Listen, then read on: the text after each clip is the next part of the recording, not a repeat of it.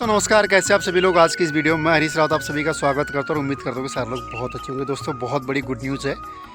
मैं जा रहा हूँ अपनी मैडम के साथ घूमने के लिए और साथ में मनीषा भी है साथ में और मेरे मम्मी भी है साथ में।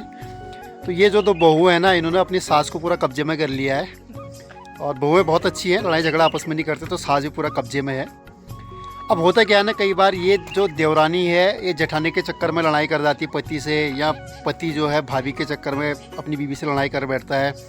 या फिर जो माँ होती है ना, माँ चाहती है, मतलब माँ क्या होता है कि वो बेटों का प्यार, बेटी और बहू का प्यार देखते उससे रहा नहीं जाता। माँ और बहन वो दो लगभग एक जैसी होती है, उनको बहुत चिड़ मच जाती है, जलन मच जाती है। इसके चक्कर में जो बेटा होता है ना, बहू होता है ना, उसकी ज़िंदगी तहस नहस होती है। शादी से पहले बहुत नखरे करते हैं कि मेरा हमारे घर में लक्ष्मी आ रही है, लक्ष्मी आ रही है, और जैसी शादी होती है फिर वो दुश्मन बन जाती है। तो ये माँ है, माँ के पास एक्चुअली माँ के चक्कर में, देवरानी जेठानी के चक्कर में, भाइयों के चक्कर में, पापा के चक्कर में कभी भी अपनी बीवी से लड़ाई ना करें। क्यों ना करें बताता हूँ।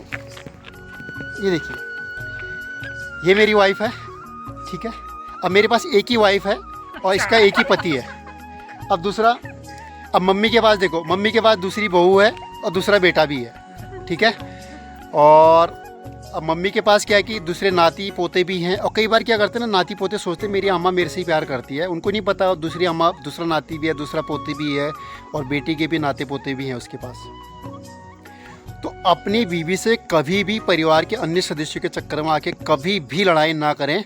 और मेरा ऐसा मानना है कि शादी के 5-10 साल हो गए तो बीवी का कहना मानना शुरू कर देना चाहिए। मानना चाहिए, नहीं मानना चाहिए, जा है ना, बिल्कुल मानना चाहिए। मैं क्यों कह रहा हूँ, क्योंकि आज मैं देखता हूँ ये मेरी वाइफ, ये भी बाहर रहती है, मनीषा ये भी बाहर रहती है, और बेटा पीछे से आ रहा है वो भी बाहर रहता है। और माँ के साथ कौन रहता है, सिर्फ पापा रहते हैं। तो मम्मी और पापा ही साथ में रहते हैं, तो इसलिए मुझे ऐसा लगता है कि तो माँ के साथ पापा रहते। और ये देखो, ये छोटा भाई साथ में है। तो मैं भी ये कहूँगा कि ये भी अपने भाई के चक्कर में अपनी बीवी से लड़ाई ना करें। और मम्मी से ही मैं कहूँगा, मम्मी के पास तो एक बेटे से लड़ाई करेगी, एक बहू से लड़ाई करेगी, बिल्कुल भी आपस में लड़ाई ना करें। उसके बाद दूसरा बेटा और दूसरी बहू है। फिलहाल मैं बहुत खुश हूँ और आज हम लोग घूमने जा रहे हैं। और मुझे इस बात की भी खुशी है कि घर की जो दोनों बहू हैं उन्होंने अपनी सास को पूरा कब्जे में करके रखा हुआ है। तो बहुत अच्छा लगता है, और परिवार में बहुत सारे लोग मिलके रहते हैं। फिलहाल हम घूमने के लिए जा रहे हैं सारे लोग। So thank you so much for watching this video. और मुझे ऐसा लगता है कि वीडियो अगर आपको अच्छी लगी तो सारे लोगों को शेयर करें और आगे बढ़ाएं। और परिवार के किसी अन्य सदस्य के चक्कर में अपनी बीवी से और पति पत्नी आपस में बिल्कुल भी न लड़ाएं। भैया हम तो लड़ते नहीं हैं, और मेरी ऐसी आशा है कि आप भी न लड़ाएं। बहुत बहुत धन्यवाद। तो चढ़ाई अभी 2 किलोमीटर की लगभग। तो नानू के साथ शर्त लग चुकी है, पहले कौन पहुँचेगा। तो सुबह से लेकर शाम तक जब सास कहेगी पराई की लड़की, पराई की लड़की, पराई की लड़की, तो कौन ऐसी सास को खाना चिरा भाई। फिर भी हमारे हिंदुस्तानी महिलाएं बहुत हैं, अच्छी हैं। सुबह से शाम तक सास बोलती पराई की लड़की, मुझे ऐसा करते, मुझे वैसा करते। सब कुछ होने के बाद झूठ बोलते रहती है, और उसके बाद भी वो लोग खाना वाना देते हैं, कपड़े वपड़े धोते हैं, सेवा करते हैं। ऐसी महिलाओं को बहुत बहुत सहन शक्ति के लिए बहुत बहुत बधाई देता हूँ आपको। बस ऐसी महिलाएं, मैं आपको सच बताऊं, बुढ़िया का निपटने का इंतज़ार करते हैं। और महिलाएं नहीं, उनके बेटे भी करते हैं। और माँ अगर अच्छे तरीके से रहेगी, परिवार बहुत अच्छे तरीके से चल सकता है। और परिवार की कमांड माँ के हाथ पे होती है। फिलहाल मैं अपनी माँ की बात करूँ तो मेरी माँ भगवान है, भगवान। और बहुत सारे लोग जो मुझे जानते हैं, हमारे एरिया के लोग पूरे परिवार को जानते हैं, उन सबको पता है। तो मेरा ऐसा मानना कि माँ ही सब कुछ होती है। और अच्छी रही तो बहुत अच्छी बात, अगर गलत रहे तो फिर भैया दूसरे के साथ, क्योंकि जिस माँ को माँ परेशान कर रही है वो भी तो किसी की माँ है ना, परिवार पूरा हिल जाता है। सो फिलहाल मैं माता रानी के दरबार पहुँचने वाला हूँ। चलो, बुलाया हुआ आया है, माता ने बुलाया है। और एक ख़ास सबसे इम्पोर्टेंट जो शेयर आपसे करना है, एक बार सभी लोग हाथ जोड़ेंगे। माता रानी आपकी सारी मनोकामना पूर्ण करे। जय माता दी। घूम जाओ।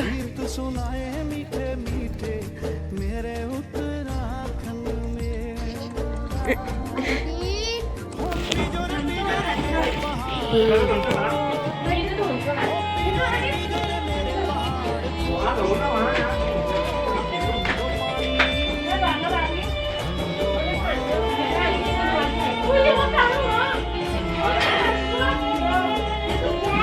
फाइनली पहुंच गए हम बधानगढ़ी मंदिर।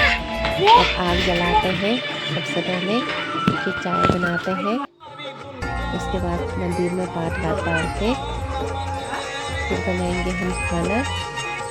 ये है यहाँ का मंदिर, बधानगढ़ी का मंदिर। बहुत अच्छा मंदिर है, यहाँ बिल्कुल टॉप में है। और यहाँ चाय भी पीने लगे हैं अब हम सभी लोग।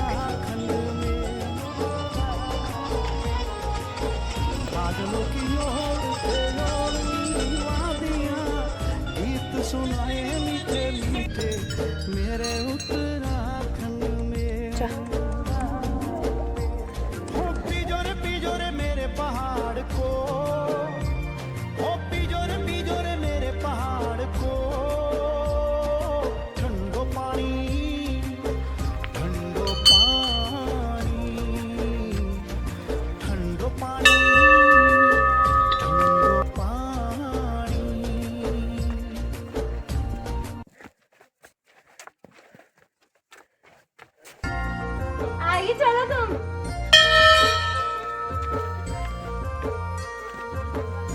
चल। डाली डाली फूलों की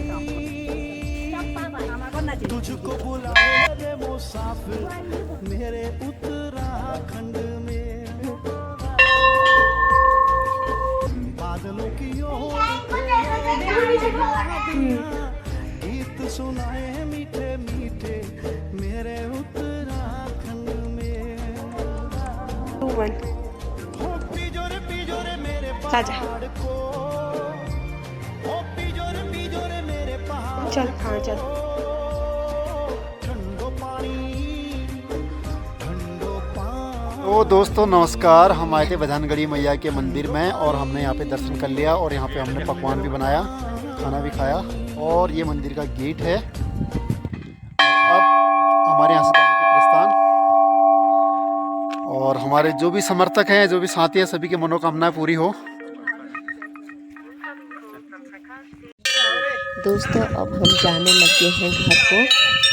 आपको मेरी वीडियो पसंद आए तो लाइक करना, शेयर करना और सब्सक्राइब करना। मिलती हूँ नए ब्लॉग के साथ, तब के लिए बाय बाय।